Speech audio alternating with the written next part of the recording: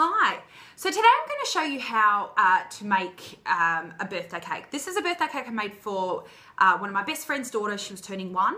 My best friend, she's not too girly, so I wanted to use this as an opportunity, and she said make whatever you want to make, which was awesome. Wanted to use it as an opportunity to make a girl's birthday cake that's not too girly. So I've used bright colours, not your typical colour, so sort of an aqua blue and a nice royal purple. I used a tutorial that I've actually got on YouTube, my one, which I'll link to down below, for doing little Converse shoes, which are really cute and very simple to do. So that'll be the top tier. I just want to show you some of the equipment I've used for the rest of the cake.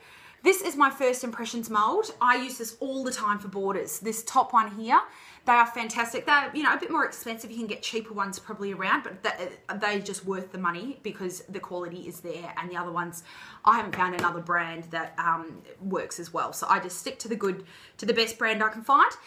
I used an oval cutter for the name plaque, and then I made some little blossoms using this blossom plunger cutter. So easy to use. I just stuck them all around the plaque.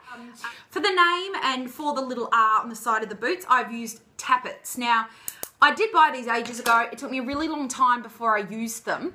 I used them and I just couldn't work out how to do them properly.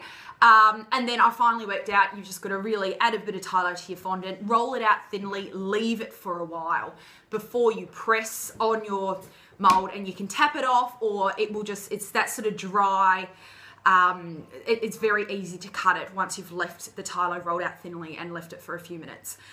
So I've used these for the name Ruby, and then for the purple, I actually, I had originally planned to do a ruffle cake, like the swirly beautiful ruffles around the bottom. So I did a bad covering job, and you could see sort of bumps and stuff when I did the purple covering of fondant.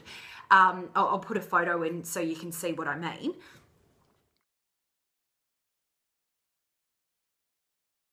And then just things happened during the day. I didn't have the time, and I just thought, oh, I can't be bothered doing all the ruffles because it does take a bit of time. It looks good, it takes a bit of time.